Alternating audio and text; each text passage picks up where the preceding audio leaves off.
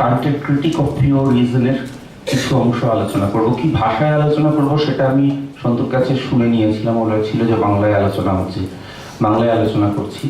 আমি বিশেষ একটা অংশের কথা বলেছিলাম ক্রিটিকের, বলবো বলে ধরে নিয়েছিলাম যে এটা যেহেতু থার্ড ডে, ফার্স্ট দুদিনে আমার আগে সুবীর বাবুর লেকচার আছে, এসআরবি স্যারের লেকচার আছে, তো উনি তার আগের অংশটা কিছুটা করে দেবেন, এটা আমি ধরে নিয়েছিলাম। কিন্তু আমি ওভার দ্য টেলিফোন সন্তুর কাছে শুনে নিয়েছি উনি ওটা কভার করেননি, অন্য অন্য বিষয়ে বলেছেন।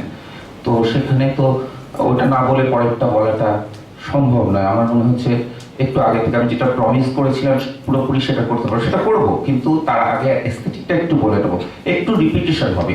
আমি সমালোচনার জন্য বলছি না, মানে ফার্দার সন্তুকে বলছি, ফার্দার প্ল্যানিং এর জন্য, যে এই জাতীয় প্রোগ্রাম করতে গেলে, রিট্রেনিং প্রোগ্রাম টাইপের করতে গেলে একটু কোঅর্ডিনেশনের দরকার হয় এবং মানে রিসোর্স পার্সনস, মানে উনি কি বলবেন, উনি কবে বলবেন, এই তিনজন বা চারজন যারা বলছেন তারা কবে কে কি বলবেন, তাদের মধ্যে একটু কোঅর্ডিনেশনের দরকার হয়।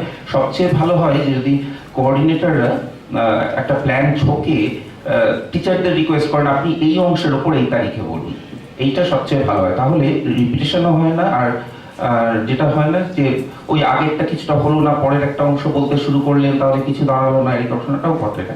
এটা একটু খেয়াল করলে ভালো হয়। যাই হোক, সমালোচনার জন্য বললাম না, একটু প্ল্যানিং এর জন্য বললাম, ফার্দার তো অনেক প্রোগ্রাম হবে। আচ্ছা, কান্ট এই যে ক্রিটিকটা লিখেছেন, এটা খুব কান্টের জীবনের দুটো ফেজ। কান্টের টাইমটা হচ্ছে মানে 1724 to 1804, 1721 to 1804। আচ্ছা, কান্ট এই টাইমটাই লিখছেন। তো কান্টের ক্রিটিক এই বইটা দুবার লিখেছেন কান্ট।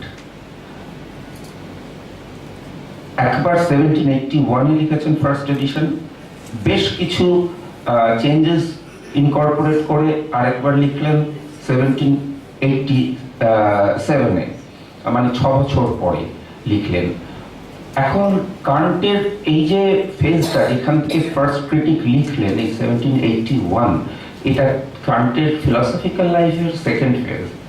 এটা আগের ফেজটাকে বলা হয় প্রি ক্রিটিক্যাল পিরিয়ড, আর একটা অন্য ধরনের ফিলসফি করতেন তিনি, যেটাকে অনেক সময় তিনি পরে ছেড়ে দিয়েছেন, সেটাকে ডিজোন করেছেন, অনেক লেখাকে ডিজোন করেছেন পরে, এবং সেটাকে উনি অনেক সময় বলেছেন সেটা অনেকটা ডগম্যাটিক, এটা বলেছেন। তার মানে সেই লেখাগুলো আনইম্পর্টেন্ট তা নয়। আর এই তারপরে ফেজটা হচ্ছে ক্রিটিক্যাল পিরিয়ড, পরপর তিনটে ক্রিটিক লিখছেন, এটা ক্রিটিক্যাল পিরিয়ড। এটা একটা অন্য ধরনের ফিলসফি করছেন, একদম নতুন ধরনের ফিলসফি করছেন। একটা সময় বলা হয় যে কান্ট একটা অর্থে is the father of modern epistemology. এপিস্টেমোলজিটা কিন্তু শুরু হলো কান্টের হাত ধরে। কেন, সেই কথাটা আস্তে আস্তে আমরা যখন বলতে থাকবো তখন একটু পরিষ্কার হবে, এক্ষুনি বলতে চাইছি না। ডেকার্ট তো এপিস্টেমোলজি করেছিলেন, লকও এপিস্টেমোলজি করেছিলেন, কান্টকে কেন আমরা বলতে চাইছি ফাদার অফ মডার্ন এপিস্টেমোলজি, তো সেটার একটা বিশেষ গুরুত্ব আছে। এখন এই যে কান্ট ক্রিটিকটা লিখলেন, এটা অনেকেই বলেন, কান্ট স্কলার যারা, যে এই ক্রিটিকটা কান্ট এক নাগাড়ে লেখেননি। হ্যাঁ, উনি এক নাগাড়ে লিখতেন, কিন্তু এক নাগাড়ে একটাই লেখা লিখতেন না, অনেকগুলো pieces of writing were put together to make the critique. কেন বলা হচ্ছে যে এই সেকশনগুলোর মধ্যে, বইয়ের বিভিন্ন চ্যাপ্টার এবং সেকশনের মধ্যে অনেক ওভারল্যাপ আছে, অনেক কি বলবো যে আগের কথা পরে বলা আছে, পরের কথা আগে বলা আছে, এটা একটা বড় সমস্যা। এক হচ্ছে জার্মান কনস্ট্রাকশন, জার্মান সেন্টেন্সের কনস্ট্রাকশন গুলোই একটু অদ্ভুত ধরনের, ডিফিকাল্ট, সেটা ভাষাগত অসুবিধা। তার সঙ্গে আরেকটা অসুবিধা আছে, ট্রান্সলেশনেও সেই অসুবিধাটা ধরা পড়ে। আরেকটা অসুবিধার জায়গা হচ্ছে কনসেপচুয়াল অসুবিধা, যে একটা একদম নতুন ধরনের ফিলসফি করছেন, সেখানে নতুন কনসেপ্ট নিয়ে খেলা করছেন, সেই কনসেপ্টগুলো খুব করে ফর্মুলেটেড হয়ে ওঠেনি, আমাদের মনে খুব করে গেঁথে বসেনি, সেই কনসেপ্টগুলো নিয়ে আমাদের ধরতে হচ্ছে। এই অসুবিধাটা কান্টের টেক্সটে আছে, এই অসুবিধা দুটো। আর জার্মান ল্যাঙ্গুয়েজ নিয়ে যে সমস্যাটা, জার্মান ল্যাঙ্গুয়েজটা অনেকটা ওই সংস্কৃত ভাষার মতো, ওটা না ওই যেমন ইংরেজিতে খুব বড় সেন্টেন্স করা যায় না, বাংলায় খুব বড়, বাংলায় ইংরেজির থেকেও ছোট সেন্টেন্স করতে হয়, নাহলে মানেটা কেটে যায়। ইংরেজিতে তাও সাব ক্লজ দিয়ে, কমা দিয়ে, হুইচ, দ্যাট দিয়ে বড় সেন্টেন্স করা যায়। কিন্তু সংস্কৃতের একটা মজা আছে, সংস্কৃতে পাতার প্রথম থেকে সেন্টেন্সটা শুরু হলো, পাতার শেষে গিয়ে সেন্টেন্সটা শেষ হলো, কোনো মানে ভাঙে না। কারণ ওটা এতই বাঁধা একটা ল্যাঙ্গুয়েজ, ওর মানে বিভক্তিগুলো দিয়ে এমন ভাবে বাঁধা ল্যাঙ্গুয়েজটা যে ওটার মানেটা ভেঙে যায় না। সংস্কৃত ভাই ও সন্ধি সমাস করে জুড়ে জুড়ে এরকম বড় বড় ওয়ার্ড তৈরি হয়ে, তো জার্মান ভাষায় এরকম সন্ধি সমাস হয় করে, ওয়ার্ডগুলো জুড়ে জুড়ে বড় বড় ওয়ার্ড হয়ে বড় বড় সেন্টেন্স হয়। তো সেই একটা সমস্যা আছে যে কারেন্টের সেন্টেন্সগুলো খুব একটা ক্রিপ্টিক একটা ওরকম। তো যাই হোক, আর্টস একটা রাইটিং পড়ে খুব সহজে একবার গড়গড় করে পড়ে বুঝে ওঠার মতন বই নয়, তাহলে আমাদের ধাপে ধাপে বুঝতে হবে। আমরা কি এক্সপেক্ট করতে পারি এই জাতীয় ওয়ার্কশপ থেকে এবং এরকম একটা লেকচার থেকে? আমরা কান্টের স্কলার হয়ে উঠবো? না, একদম নয়। এক্সপেক্ট করতে পারি এইটুকু যে কিভাবে পড়তে হবে বইটা, কোনখানে তাকাতে হবে, এই আইডিয়াটা তৈরি হবে, এইটুকু এক্সপেক্ট করতে হবে। তারপরে নিজেকে তৈরি করতে হবে, প্রত্যেকেই নিজেকে তৈরি করতে হবে। আর একটা রিডিং এ বইটা হবে না। এবার বইয়ের ট্রান্সলেশন, এই বইয়ের অন্তত 4টে ট্রান্সলেশন আছে। একটা ট্রান্সলেশন খুব পরিচিত, সেটা আমার হাতে এক্ষুনি রয়েছে, সেটা হচ্ছে কেম স্মিথের ট্রান্সলেশন। এটা খুব পরিচিত, কিন্তু এখন যে ট্রান্সলেশনটা দেখে লোকে কাজ করছেন রিসেন্টলি, সেটা পরে বেরিয়েছে আর একটা ট্রান্সলেশন, নতুন ট্রান্সলেশন। সেটা হচ্ছে এখন সারা বিশ্বে ওইটা দেখেই কাজ হয়, কিন্তু এটা যেহেতু সব জায়গায় চলে তাই এই বইটা নিয়ে এসেছি, এবং ওই বইটা আরো বড়, ওটা ক্যারি করা মুশকিল, আমরা নিয়ে আসিনি। ওটা হচ্ছে অ্যালেন উড আর পল গায়ারের ট্রান্সলেশন। এটা রিসেন্টলি বেরিয়েছে, গত 10 বছর আগে বেরিয়েছে। তো এটাই এখন স্ট্যান্ডার্ড কান্টের ট্রান্সলেশন। তার আগের ট্রান্সলেশনগুলো অতটা স্ট্যান্ডার্ড নয়, যেমন ম্যাক্স মুলারের ট্রান্সলেশন অতটা ভালো বলে কেউ বলেন না। পল গায়ার, GUYER।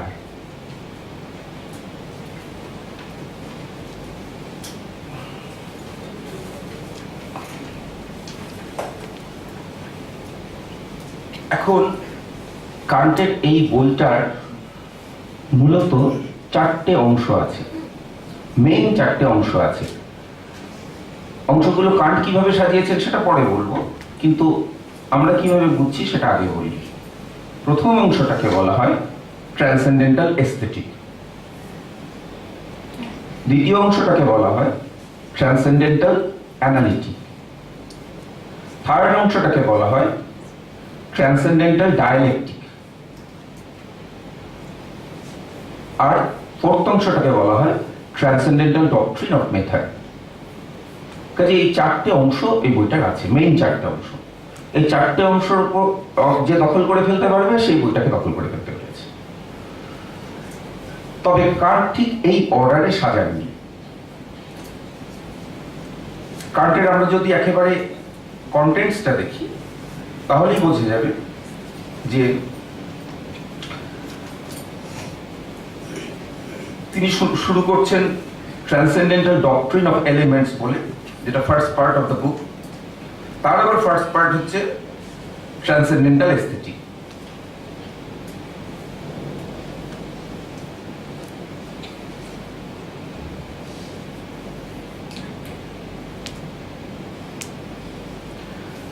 সেকেন্ড পার্ট হচ্ছে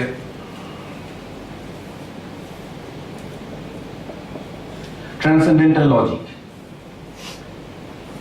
তাহলে আমরা দেখছি ট্রান্সেন্ডেন্টাল ডক্ট্রিন অফ এলিমেন্টস এর মধ্যে দুটো পার্ট পেলাম। First part transcendental aesthetic, transcendental logic. হয়তো সুবীরবাবু কিছুটা ট্রান্সেন্ডেন্টাল লজিক কি বলেছেন, কিছু বলেন, আমি বলে নেব তাহলে। আচ্ছা, না উনি জিস দিয়েছেন প্রত্যেকে একটা, উনি জিস, আর আগের দিন গোপাল স্যারও উনিও একটা জিস দিয়েছেন প্রত্যেকে আমাদের সেকশন। আচ্ছা, তাহলে আমি এটার ভিতর বেশি যাচ্ছি না। আর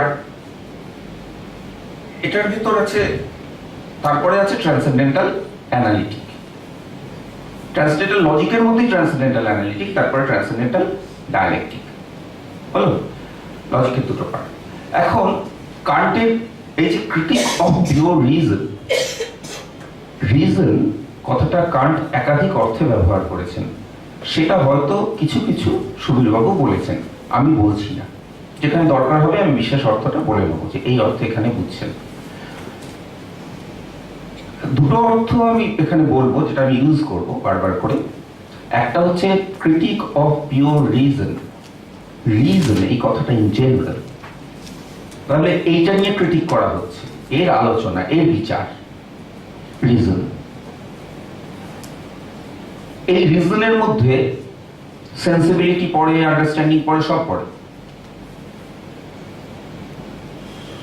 তাহলে মানুষের বুদ্ধিতে যা কিছু আছে সবই রিজনের মধ্যে আছে। এটা মোস্ট মানে widest sense of reason, it is the widest sense of reason. সবচেয়ে ব্যাপক অর্থে রিজনকে এখানে বোঝা হচ্ছে, ক্রিটিক অফ পিওর রিজন।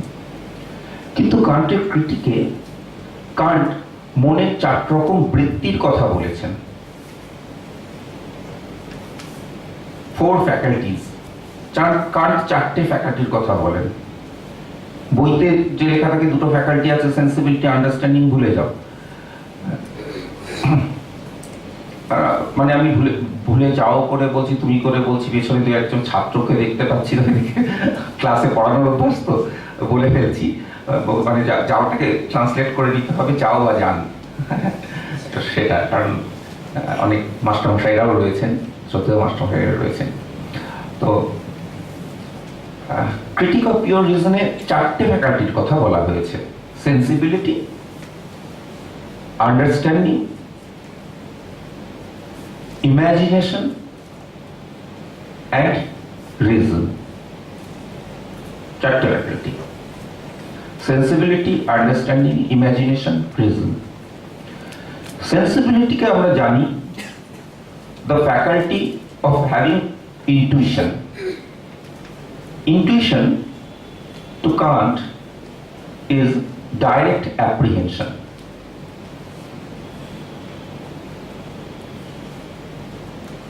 আমাদের কোনো কিছু সাক্ষাৎ প্রতীতিই হলো ইনটুইশন।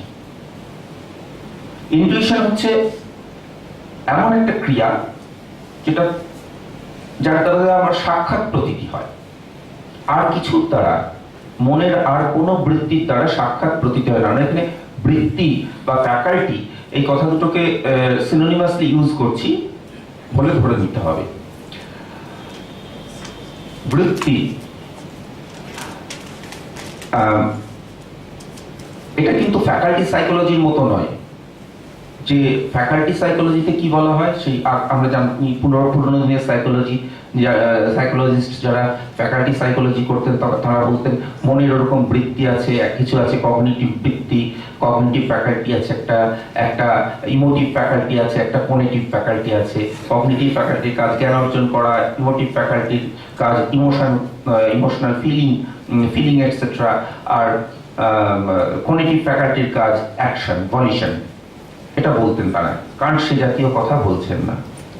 অ্যাকচুয়ালি মনের ভেতর এরকম পার্ট আছে, সাইকোলজিস্টরা বলেন অ্যাকচুয়ালি মনের এরকম পার্ট আছে, মনটা দ্য মাইন্ড ইজ কম্পার্টমেন্টালাইজড। কিন্তু কান্ট সে কথাটা বলতে চাইছেন না। কান্ট বলছেন একটাই মাইন্ড, একটাই রিজন, বিভিন্ন রকমের তার এমপ্লয়মেন্ট আছে, বিভিন্ন ধরনের কাজ করে। যে রাঁধে সে চুলও বাঁধে, ঠিক যখন রাঁধে তখন সে রাঁধুনি, আর যখন চুল বাঁধে তখন কি বলে জানি না, চুল বাঁধুনি না বলে না, হেয়ার ড্রেসার বলে। যাই হোক, যখন সে চুল বাঁধে তখন তাকে হেয়ার ড্রেসার হতে বলে। তো যাই হোক করে, সে একটাই মাইন্ড, একটাই রিজন, সে কাজটা করছে। কান্ট রিজনকে নিয়ে এত চিন্তা করছেন কেন বুঝতে হবে। সবকিছু ফেলে দিয়ে রিজনকে নিয়ে এত চিন্তা, এটার একটা ইতিহাস আছে। যখন থেকে আধুনিক যুগ শুরু হলো, মডার্নিটির শুরু থেকে একটা জিনিস, একটা দ্বন্দ্ব থেকে মডার্নিটি শুরু হয়েছে, একটা স্কেপটিসিজম থেকে মডার্নিটি শুরু হয়েছে। নতুন চিন্তা আসছে, নতুন বিজ্ঞান, নতুন ধারার শিল্প, নতুন সমাজ ব্যবস্থা, পুরনো ব্যবস্থাটা ভেঙে পড়ছে। পুরনো ব্যবস্থা একটা হায়ারার্কি ছিল, একটা পাওয়ার স্ট্রাকচার ছিল। সেই পাওয়ার স্ট্রাকচারটা, সেই হায়ারার্কির একেবারে টপে যারা ছিলেন তারা ফিউডাল লর্ডস, চার্চ পুরো ইন্টেলেকচুয়াল ওয়ার্ল্ডকে কন্ট্রোল করতে। আমি ওয়েস্টার্ন ওয়ার্ল্ডের কথা বলছি, যেখানে প্রথম মডার্নিটির জন্ম হলো।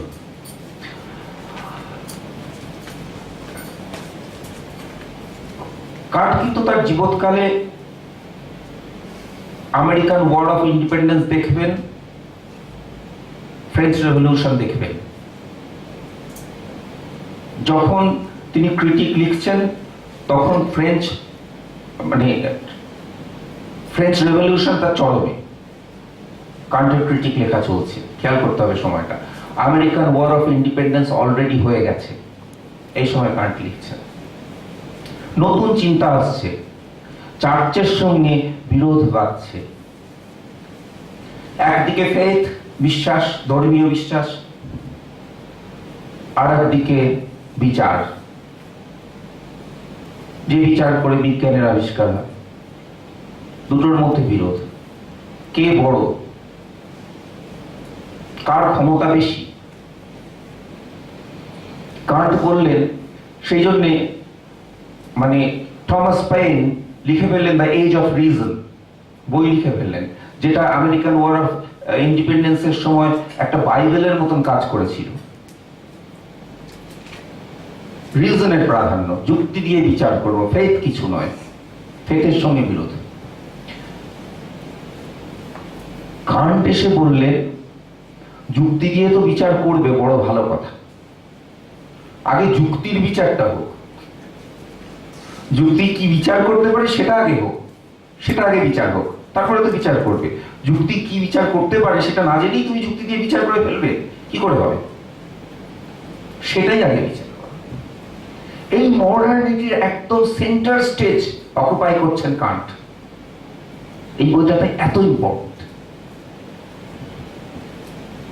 এটা তার কোর ফিলসফিটা ধরা হচ্ছে মডার্নিটির। মডার্নিটির সেন্টারে রয়েছেন একজন র্যাশনাল ম্যান। সে ম্যানটাকে আমি যখন বলছি ম্যান তখন ম্যান, ওম্যান নয়। আজকে ওমেন্স ডে, সব মহিলাদের স্বাগত, অভিনন্দন, কিন্তু সবার ভালো কাটুক। কিন্তু এই কথা যখন বলছি যে সেখানে মডার্নিটি সেন্টারে একজন র্যাশনাল ম্যান, তখন সে ম্যান, ওম্যান নয়। ফ্রেঞ্চ রেভলিউশন শুরু হলো লিবার্টি, ইকুয়ালিটি, ফ্র্যাটার্নিটির আইডিয়া দিয়ে। Equality, American War of Independence একই, ইকুয়ালিটি, লিবার্টি, একসঙ্গে কাঁধে কাঁধ রেখে, কাঁধে কাঁধ মিলিয়ে পুরুষরা, মহিলারা এই স্বাধীনতা আন্দোলনে, এই সমাজ পরিবর্তনের আন্দোলনে, বিপ্লবে পার্টিসিপেট করলেন। ডেমোক্রেসি এলো, ডেমোক্রেসি ফর অল। অলটাকে white, western, middle class man. অলটার মধ্যে কেবলমাত্র পড়ে white, middle class, western man. কেন বলছি কথাটা? ব্ল্যাকরা কবে ভোটাধিকার পেল? ওমানরা কবে ভোটাধিকার পেল? ওমানরা 20th সেঞ্চুরি গোড়াতে এসে ভোটাধিকার পেয়েছে। 18th সেঞ্চুরিতে ওয়ার অফ ইন্ডিপেন্ডেন্স হয়েছে। একই War of Independence, War of Independence, যে ফ্রেঞ্চ রেভলিউশনে মহিলারা, পুরুষরা একই সঙ্গে লড়লেন, ইকুয়ালিটির কথা নিয়ে ওয়ার অফ ইন্ডিপেন্ডেন্স হলো, ফ্রেঞ্চ রেভলিউশন হলো। কিন্তু সেখানে ব্ল্যাকরা, মহিলারা বিশেষ করে 20th সেঞ্চুরি 25 টাইম নাগাদ ইউরোপে ফ্র্যাঞ্চাইজ, অ্যাকচুয়াল ইউনিভার্সাল ফ্র্যাঞ্চাইজি আসছে। তারা ভোটের অধিকার পাচ্ছেন, ভোটিং রাইটস পাচ্ছেন। তারা কোথায় ছিলেন? ইকুয়ালিটি তখন কোথায় ছিল? কাজে যখন বলা হচ্ছে এটা ম্যান, র্যাশনাল ম্যান, তখন র্যাশনাল ম্যান। তো সেই র্যাশনাল ম্যানের কথাই কান্ট বলছেন। তার মধ্যে কি রয়েছে? ইউনিভার্সাল রিজন রয়েছে। এই রিজনটা কিরকম ধরনের জিনিস? ইউনিভার্সাল রিজন মানে কি? দেখো, ধর্মীয় ধর্মীয় যেগুলো রেভেলেশন, ধর্মীয় এক্সপিরিয়েন্স, সেটা ইউনিভার্সাল নয়, সবার হবে না। বিশেষ লোক যে বিশেষ কিছু গুণ নিয়ে জন্মেছে, যার বিশেষ কিছু এন্ডাওমেন্ট আছে, তারই হবে। জিসাস ক্রাইস্টের হবে, রামকৃষ্ণ পরমহংসের হবে, হযরত মুহাম্মদের হবে, সবার হবে না। কিন্তু সায়েন্টিফিক ম্যানের কনসেপ্টটা হচ্ছে এই, যে এক্সপিরিয়েন্সটা সায়েন্টিস্টের হবে, আমি যদি সেই প্যারামিটারের মধ্যে দিয়ে যাই, আমার অবভিয়াসলি সেই এক্সপিরিয়েন্সটাই হবে, সবার হবে, একই রকমের হবে। সায়েন্টিস্ট মাইক্রোস্কোপের মধ্যে দিয়ে যেটা দেখতে পাচ্ছেন, আমি মাইক্রোস্কোপে চোখ রাখলে সেটাই দেখতে পাবো, ওই রেজাল্টেই পৌঁছাবো। ম্যাথমেটিশিয়ান যে অঙ্কটা করছেন, করে যে রেজাল্টে পৌঁছাচ্ছেন, আমি যদি সেই মেথড নিই, ওই রেজাল্টেই পৌঁছাবো। তাহলে এখানে ম্যান এলো, সেন্টার স্টেজ দখল করলো, কিন্তু সে একটা প্লেস হোল্ডার। মানে এস নোজ দ্যাট, ওই এপিস্টেমোলজিতে পড়েছো, S knows that P, S এর জায়গায় যাকে বসিয়ে দাও একই রেজাল্ট বেরোবে। এই ম্যানটার কথা কান্ট বলছেন। এই ম্যানটার পরিচিতি কি? রিজন। এক্সপিরিয়েন্স নয়, রিজন। রিজনটা কেন? রিজনটা ইউনিভার্সাল। রিজন দিয়ে যেটা পাওয়া যায় সেটা ইউনিভার্সাল। দুইয়ের সঙ্গে দুই যোগ করলে সবাই চার পাবে।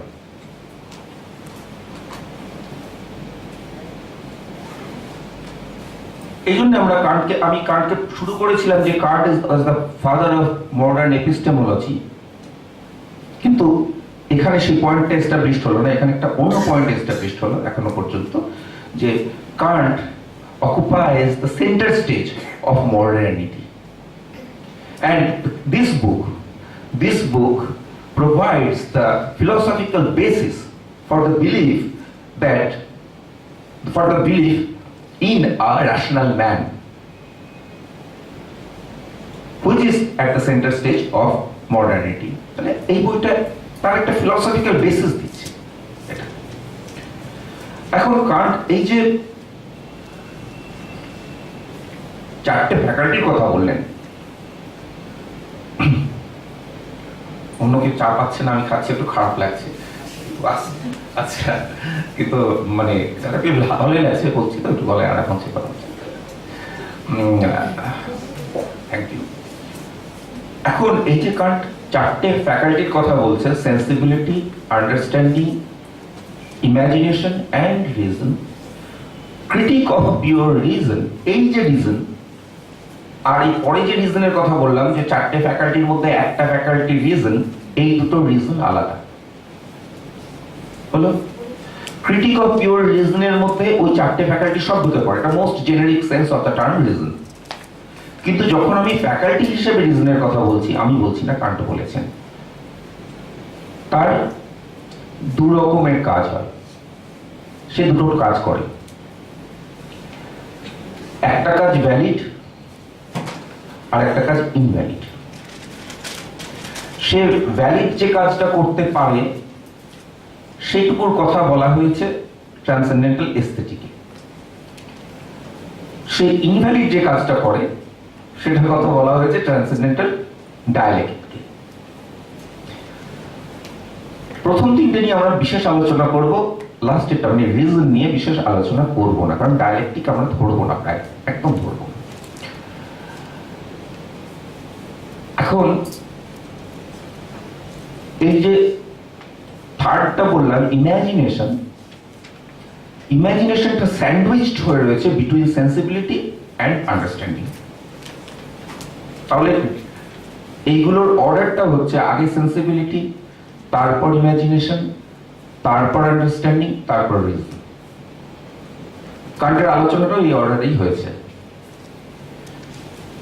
কিন্তু আমি প্রথমেই তো অর্ডারটা উল্লেখ করতে পারতাম, অন্য অর্ডারে বললাম কেন?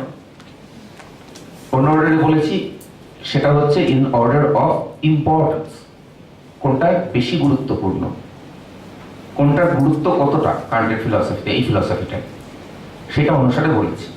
আর এটা ইন অর্ডার অফ লজিক, যে লজিক্যাল অর্ডারে তারা আসে আমাদের কাছে, কান্ট যেভাবে বলেছেন। ইন অর্ডার অফ লজিক ওটা আসে sensibility, imagination, understanding, then reason.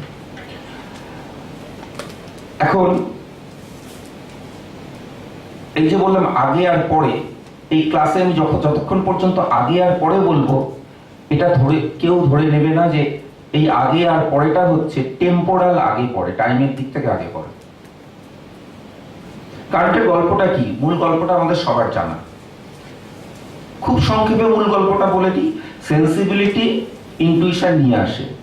Manifold of sense গুলো আমাদের কাছে সেন্সেশন নেই, সেই সেন্সেশন থেকে আমার কি হয়, ইনটুইশন তৈরি হয় থ্রু সেন্সিবিলিটি।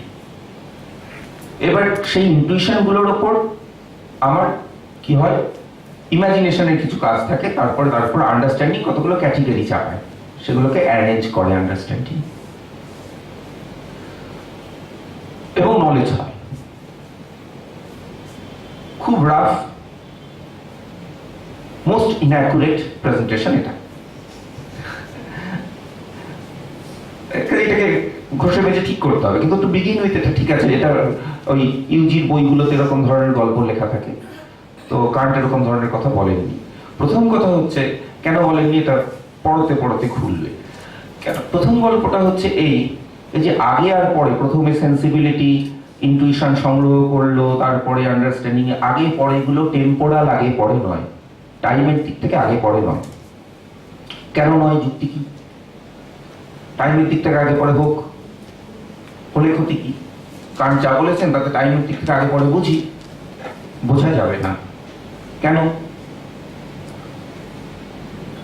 কান্ট রিয়েল টাইমে বিশ্বাস করেন না। টাইমটা এক্সটার্নাল ওয়ার্ল্ডে নেই। Time is a form of sensibility. তাহলে সেন্সিবিলিটি কাজ শুরু করবার আগে ম্যানিফোল্ড অফ সেন্সেস এলো, কোথা থেকে এলো? আগেটা কোথা থেকে এলো? সেন্সিবিলিটি কাজ শুরু করবার আগে ম্যানিফোল্ড অফ সেন্সেস এলো, এই আগে কথাটা কোথা থেকে এলো? টাইম তো তখন অ্যাপ্লাই হয়নি, টাইমের কোনো কনসেপ্ট নেই। তাহলে এই যে কার্ড বলছেন আগে পরে, কার্ডের ফিলোসফি, এই কথাগুলোর মানেটা কি? টাইমে আগে পরে হতে পারে, স্পেসে আগে পরে হতে পারে, স্পেসেও আগে পরে নয়, কারণ স্পেসটাও ফর্ম অফ সেন্সিবিলিটি, স্পেসেও আগে পরে বলতে পারবো না।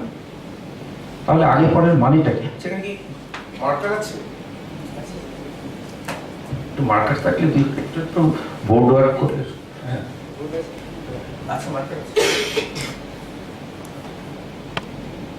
আমি কথা বলে পিছনে শোনা যাচ্ছে? আরেকটা কাজ করতে পারি, খুলে আগে দিতে পারি, এখানে দাগটা বড় আছে। হ্যালো, এই তো ঠিক আছে, অসুবিধা নেই, হয়ে যাচ্ছে। এখন কান্টের ফিলোসফিতে এই যে আগে পড়ে,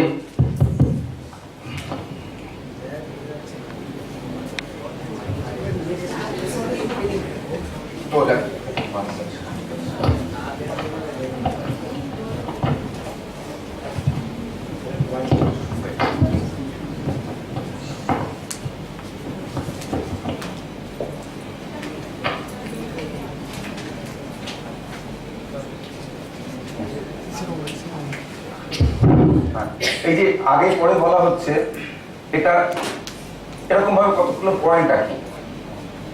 এটা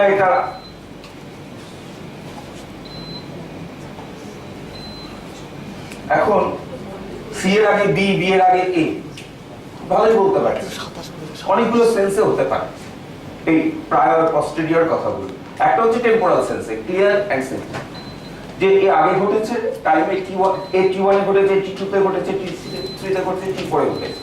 আরেকটা হতে পারে আগে পরে, মানে হচ্ছে এটা দৈশিক পরত্ব অপরত্ব অর্থে বুঝতে পারে। কিন্তু দৈশিক পরত্ব অপরত্ব বুঝতে গেলে, টাইমের ক্ষেত্রে আগে পরে বুঝতে গেলে দুটো পয়েন্ট হলেই চলে। দৈশিক পরত্ব অপরত্ব বুঝতে গেলে অ্যাটলিস্ট 3টে পয়েন্ট লাগে। কোনটা কার আগে, কোনটা কার পরে কিছু বলতে পারবে না, তাই না? এদিক থেকে দেখলে এটা আগে, ওদিক থেকে দেখলে এটা আগে, কিছু বলতে পারবে না। থার্ড পয়েন্ট নিয়ে এলে আগে পরে হয়ে যাবে। এটা রেসপেক্টে ওটা আগে, ওটা পরে। থার্ড পয়েন্ট এটার রেসপেক্টে এটা আগে ওটা পরে, থার্ড পয়েন্ট এলেই হবে। তাই দৈশিক পরত্ব, অপরত্ব আর কালিক পরত্ব অপরত্ব কিন্তু একটা বেসিক পার্থক্য আছে। কিন্তু কান্টের ক্ষেত্রে মজা হলো এই দুটো কোনটাই হবে না, আগে পরেটা। কেন? যে এই গল্পটা হচ্ছে ম্যানিফোল্ড অফ সেন্সেস এলো, এইখানে এসে ধাক্কা মারলো আমার সেন্সিবিলিটি এখানে একটা কিছু গ্রহণ করছে, এখানে স্পেস টাইম অ্যাপ্লাই করছে, স্পেস টাইম অ্যাপ্লাই করছে, পরে তার ইনটুইশন হচ্ছে।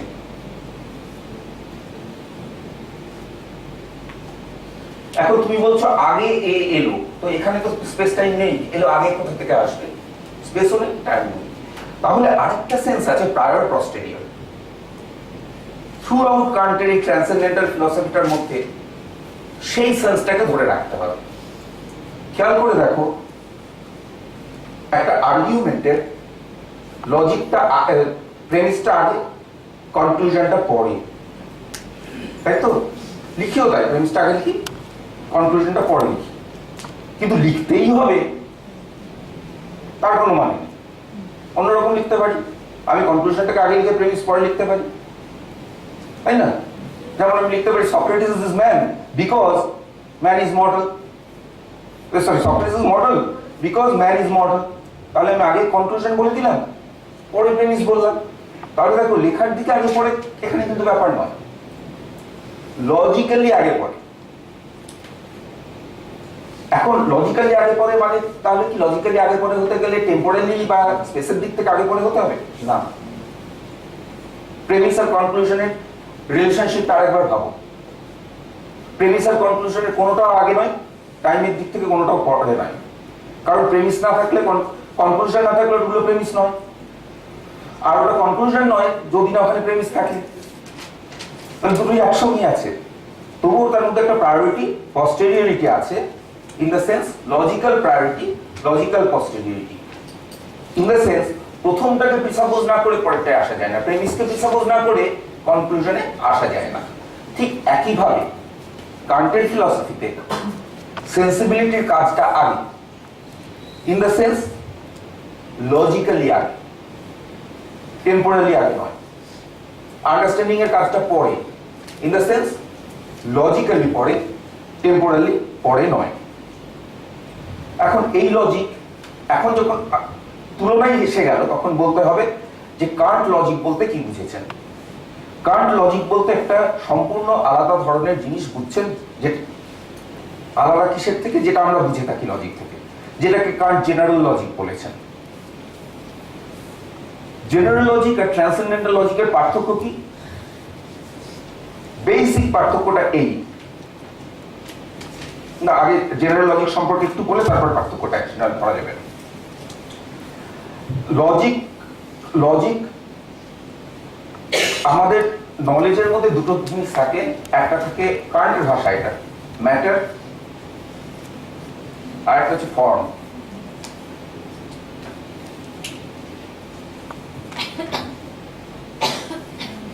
ম্যাটার আর ফর্ম।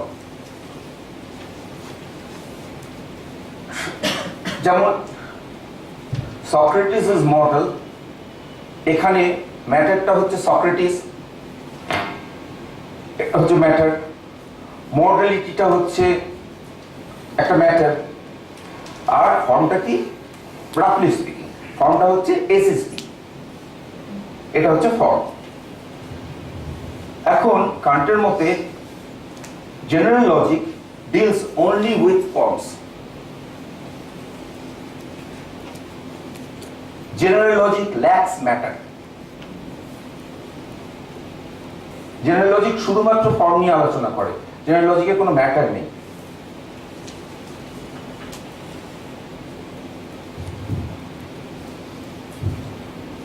হলো? কিন্তু মজার বিষয় হচ্ছে আর এক রকমের লজিক হয়। আমাদের যেহেতু ট্রান্সেন্ডেন্টাল এস্থেটিকে পৌঁছাতে হবে, আমার গতিটা সেই দিকে, আমার লেকচারের গতিগুলো সেই দিকে।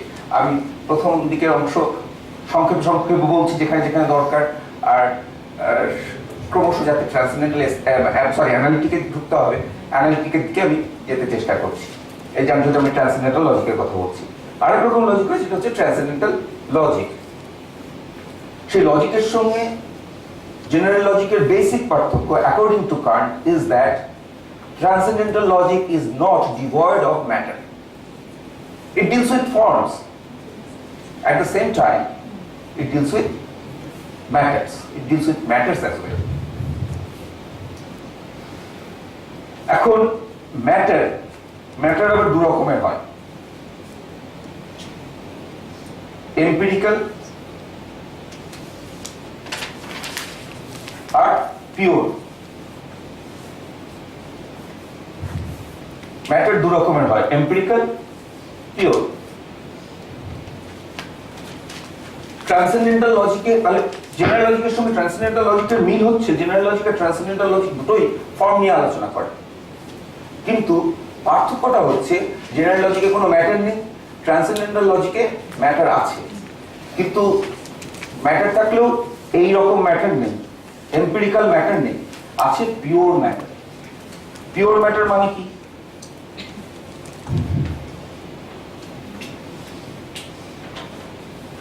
পিওর মানে হচ্ছে আপ্রাড়াই,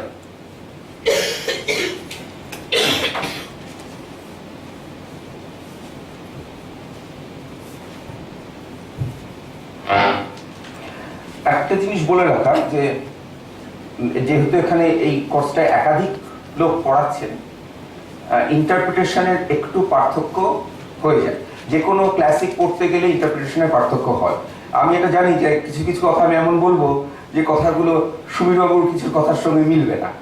আমি গোপালবাবুর কথা বলতে পারছি না, সুবীরবাবুর কিছু কথার সাথে মিলবে না, ওর ইন্টারপ্রিটেশন আমার ইন্টারপ্রিটেশন কিছু জায়গায় মিলে না, তো সেটুকু থাকবে। কারণ এখানে ভেবে নেওয়ার কারণ নেই যে একটা ফিলসফারকে সবাই একভাবেই বোঝেন। যেমন উনি এমপিরিসিজম ন্যাশনালিজমের সম্পর্কে কার্ডকে তার পার্সপেক্টিভ থেকে যেভাবে দেখাবেন, তার জায়গায় জায়গায় আমার সঙ্গে একটু মত পার্থক্য, সেটা দীর্ঘদিনের ওর সাথে আমার ঝগড়া এটা এবং চলতে থাকবে, সেটা কিছু করার নেই, একভাবে আমরা দেখি না পুরোটা। এখন পিওর ফর্ম আছে, পিওর ফর্ম কি জিনিস সেটা একটু বুঝতে হবে। স্যার, হ্যাঁ। just a minute. এখানে আপনি বলেছেন, just a clarification before you proceed. আপনি বলেছেন যে general logic deals only with form and there is no matter. No matter. So what does the word matter signifies here?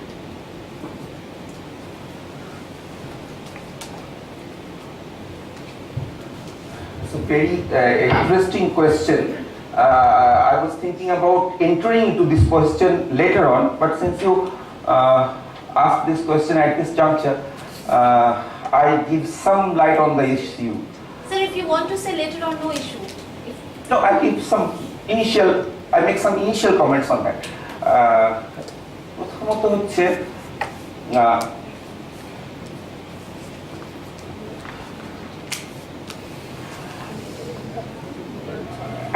একটা লজিকে একটা পার্থক্য করতে হবে, একটা জেনারেলিটি অ্যান্ড পার্টিকুলারিটি। আমি যখন বলছি the table is brown but the podium is brown, এই যে জাজমেন্টটা, এই জাজমেন্টটা অনেকগুলো ফর্ম আছে, ফর্মগুলো forms are always general except the forms of sensibility, সেগুলো পার্টিকুলার। ফর্মস গুলো, বাকি সব ফর্মস অফ সেন্সিবিলিটি যে দুটো স্পেস এন্ড টাইম, সেগুলো জেনারেল নয়, পার্টিকুলার। বাকি সব রকম ফর্ম কথাটাই দুটো অর্থে কারেন্ট ব্যবহার করেছেন, কখনো জেনারেল অর্থে কখনো পার্টিকুলার অর্থে। বাকি সব form particular, sorry general. Space time only space time আর পার্টিকুলার, স্পেস এন্ড টাইম আর পার্টিকুলার। আমি যখন বলছি দ্য পোডিয়াম ইজ ব্রাউন, এখন দেখা যাক এখানে কি কি আছে এলিমেন্ট এর ভেতরে কমন সেন্সিক্যালি। এখানে পোডিয়াম বলে একটা আছে concept. Podium is a general concept. This is the podium, that is the podium, many other podiums. In all auditoriums there is a podium. তাহলে পোডিয়ামটা একটা জেনারেল, তার মধ্যে তাহলে এই যে আমার দ্য পোডিয়াম ইজ ব্রাউন, এই জাজমেন্টের মধ্যে পোডিয়ামটা, দিস পোডিয়াম ইজ ব্রাউন, এই জাজমেন্টের মধ্যে podium is general element. Again brown Brown is also a general element. This is brown, that is brown, that is brown, that is brown. Applies to all. It's general. ছাড়তে থাকো সব কিছু। This podium is wooden. Wooden is general. That is wooden, that is wooden. ছাড়তে থাকো। What remains? Still there remains something to which all these concepts apply. General concepts apply. What that something is? This, a particular, a bare particular image, that is particular. That constitutes the matter on which forms apply. But in general logic, we have only forms, no matter. But in ordinary experience, in the judgments that we pass through our ordinary experience, or the judgments which are dependent on our ordinary experience, contain both matter and form. তাহলে এর ভিতরে matter থাকবে বললেন Kant. Matter আবার দু রকমের হতে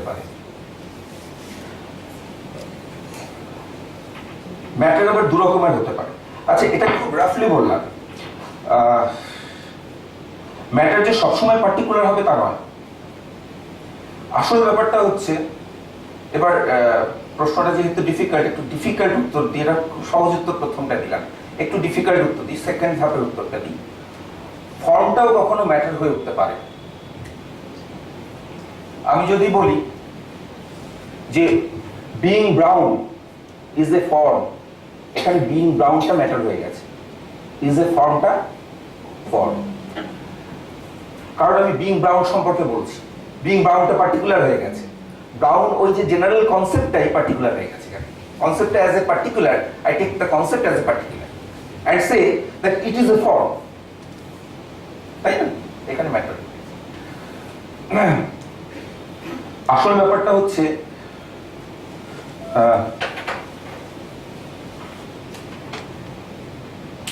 Kant কতগুলো জিনিস জানতেন না, কতগুলো মিসকনসেপশন ছিল। কান্ট খুব ভালো স্কলার ছিলেন না, খুব বেশি লেখাপড়া করেন, মানে লাইবনিজ যত বড় স্কলার, কান্ট অত বড় স্কলার ছিলেন না, কিন্তু খুব অ্যাভেন্ট থিঙ্কার ছিলেন। যা পড়তেন, যতটুকু পড়তেন, যতটুকু ইনপুট আসতো, তার ওয়াইনের ভাষা ইউজ করলে বলা যায় টোরেনশিয়াল আউটপুট দিতে পারতেন। কাজেই ইভেন মনে হয় তিনি হিউম অরিজিনাল ইংলিশে পড়েনি, হিউম্যান রাইটিং পড়েনি, একটা জার্মান ট্রান্সলেশন ছিল সম্ভবত, সেটাই করেছে। সেটা খুব, হ্যাঁ, ইংলিশ জানতেন না ভালো, কাজে ইংলিশের ট্রান্সলেশন, একটা জার্মান ট্রান্সলেশন, সেটা ইনঅ্যাডিকুয়েট ট্রান্সলেশন, সেটা থেকে হিউম করেছে। কাজে কান্ট যে খুব ভালো স্কলার ছিলেন এ কথা কেউ বলবে না, কিন্তু খুব ভালো ফিলসফার ছিলেন নিশ্চয়ই। যাই হোক, কান্টের ফিলসফিতে কয়েকটা জিনিস মাথায় রেখে ফিলসফিটা পড়তে হবে। একটা হচ্ছে অ্যারিস্টটলিয়ান লজিক,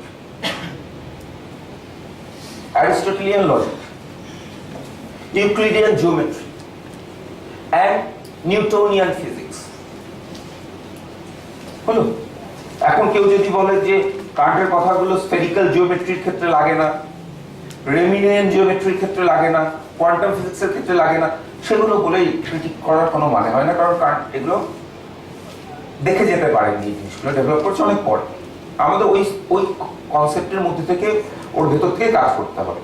এবং অ্যারিস্টটলিয়ান, তাহলে আমরা কতগুলো জিনিস বললাম, Aristotelian logic, Newtonian physics, Euclidean geometry, এগুলো এটার ভেতর থেকে কান্ট কাজ করছে। কান্ট অ্যাকচুয়ালি অ্যারিস্টটল থেকে বেশ কিছুটা সরে এসেছেন, অনেকখানি সরে এসেছেন, আমরা বলবো কোথায় সরে এসেছেন, কিন্তু কান্ট নিজেও জানতেন না সরে এসেছেন। তিনি অ্যাবসলিউট অ্যারিস্টটলিয়ান লজিকটাকে অ্যাবসলিউট বলে মনে করতেন, যে ওটার আর কিছু ডেভেলপমেন্ট হবে না,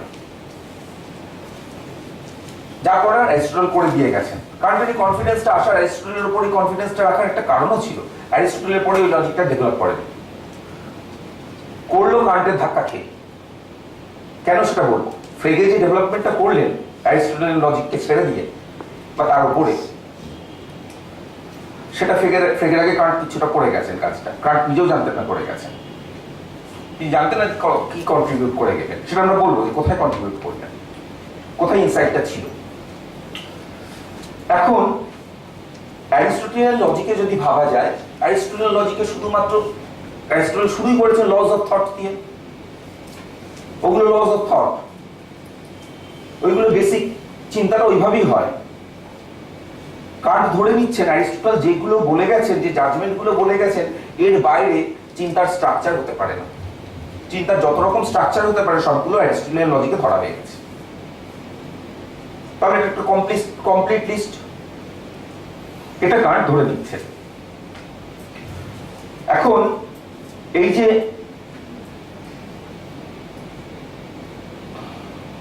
empirical concepts and pure concepts, দু রকমের concept, sorry, empirical matter and pure matter দুটো বললাম। পিওর ম্যাটারটা কিন্তু থাকে ট্রান্সেন্ডেন্টাল লজিকে। তাহলে ট্রান্সেন্ডেন্টাল লজিকে, জেনারেল লজিকে থাকে শুধুমাত্র ফর্মস, আর ট্রান্সেন্ডেন্টাল লজিকে থাকে ম্যাটার অ্যান্ড ফর্ম। একটা বড় মুভমেন্ট এতে ছিল, একটা বড় মুভমেন্ট ছিল 20th সেঞ্চুরি গোড়ার দিকে, যেটা ওই ফ্রেগে রাসেলের মুভমেন্ট। পরে উইটগেনস্টাইন এসে যোগ দিলেন। উইটগেনস্টাইন কি করতে এসেছিলেন রাসেলের কাছে? উইটগেনস্টাইন এলেন যে তুমি যে কাজটা, রাসেল তুমি যে কাজটা করছো আমার সেটা শিখিয়ে দাও, আমি সেই কাজটা করতে চাই। কি কাজ করছিলেন রাসেল? তিনি কাজ করছিলেন on the foundations of mathematics. ম্যাথমেটিক্সের ফাউন্ডেশন দিতে হবে। কাজটা করে কোনখানে গিয়ে পৌঁছালেন রাসেল?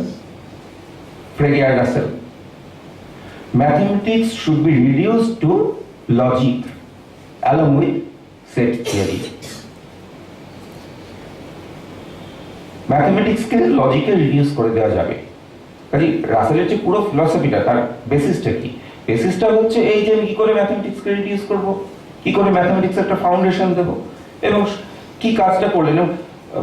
যখন রাসেল উইটগেনস্টাইনের ট্র্যাক্টেটসের প্রিফেস লিখছেন,